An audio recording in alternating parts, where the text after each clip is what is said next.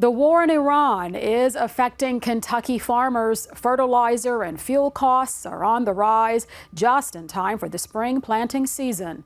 As our Laura Rogers explains, it will likely cut into profit margins.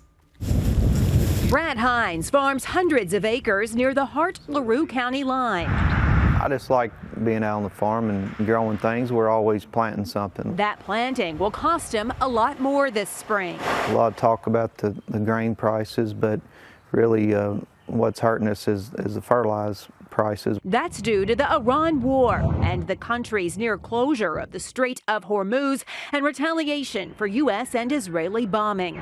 Flows out of that region for a key input like fertilizer has just really dropped off. Taylor Thompson is a commodity marketing specialist, and he says farmers are feeling the squeeze from the market disruption. It's just been really challenging. Margins are tight, and with those increasing inputs, more so the case. Hines will soon plant his 21st soybean crop. And I don't remember it being this drastic.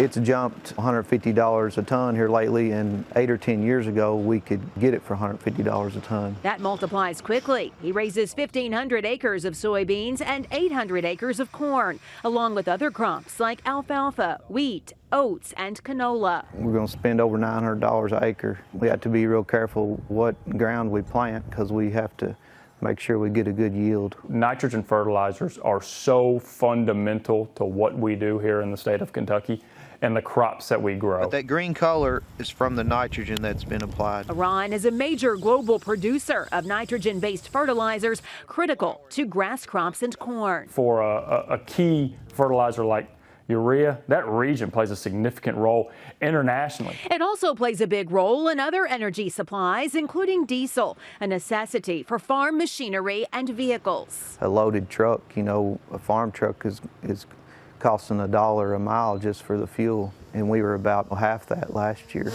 Hines has to drive 100 miles one way to the Owensboro Riverport to pick up his fertilizer supplies. He says he's also observed fewer companies selling the product, meaning less competition and sometimes shortages. I actually went down one day and they were out of it, and we wasted a trip. We've added these tanks. We can store a few loads, but in the future we're going to have to add more just to keep fertilizer on hand because of everything going on. The increased prices of fertilizer and fuel could cost him an extra $100 an acre this planting season. That's a big jump for us. We was already, kind of worried about showing a profit. Some farmers just hoping not to be in the red.